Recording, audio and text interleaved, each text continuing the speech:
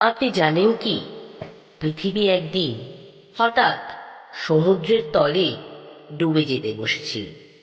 মানুষ ও দেবতারা হতাশ হয়ে পড়ল।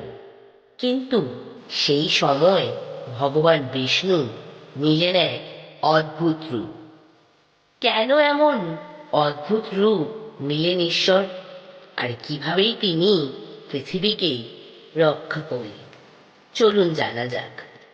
পুরাণ অনুযায়ী সমুদ্রের গভীরে ভয়ঙ্কর ঝড় উঠল একদিন।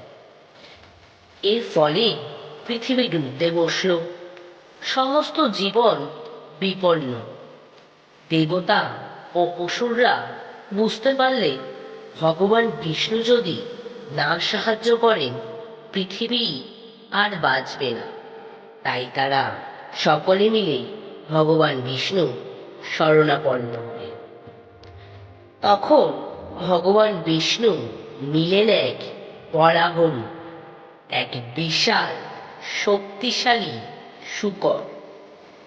তিনি সমুদ্রের গভীরে ঢোকেন, নিজের শিরোমণি দিয়ে পৃথিবীকে ধরে রাখে। যেভাবে পৃথিবীকে সমুদ্র থেকে তিনি উত্তোলন করলেন, সেই দৃশ্য ছিল যতটাই দৃষ্টিনন্দন, ঠিক ততটাই ভয়ঙ্কর। বরাহ অবতার শক্তি ও ধৈর্যের এক অসাধারণ প্রদর্শন। পৃথিবী তার শিরোমণিতে নিরাপদ, সমুদ্র শান্ত হয়, জীবজগৎ ফিরে আসে।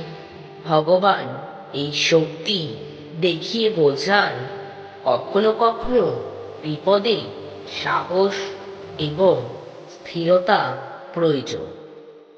বরাহ অবতার আমাদের আরো শেখায়, যখন পৃথিবী বা জীব বিপদে থাকে, ঈশ্বর সব সময় নিজের রূপ পরিবর্তন করে আমাদের রক্ষা করে এবং ধৈর্য ও স্থিরতার মাধ্যমে বিপদ কাটানো সম্ভব।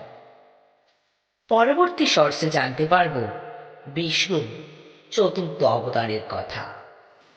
এরকম আরো অজানা কথা জানতে হলে রহস্যপীঠ লিখে সাবস্ক্রাইব করুন আর রহস্যপীঠের সাথেই থাকুন।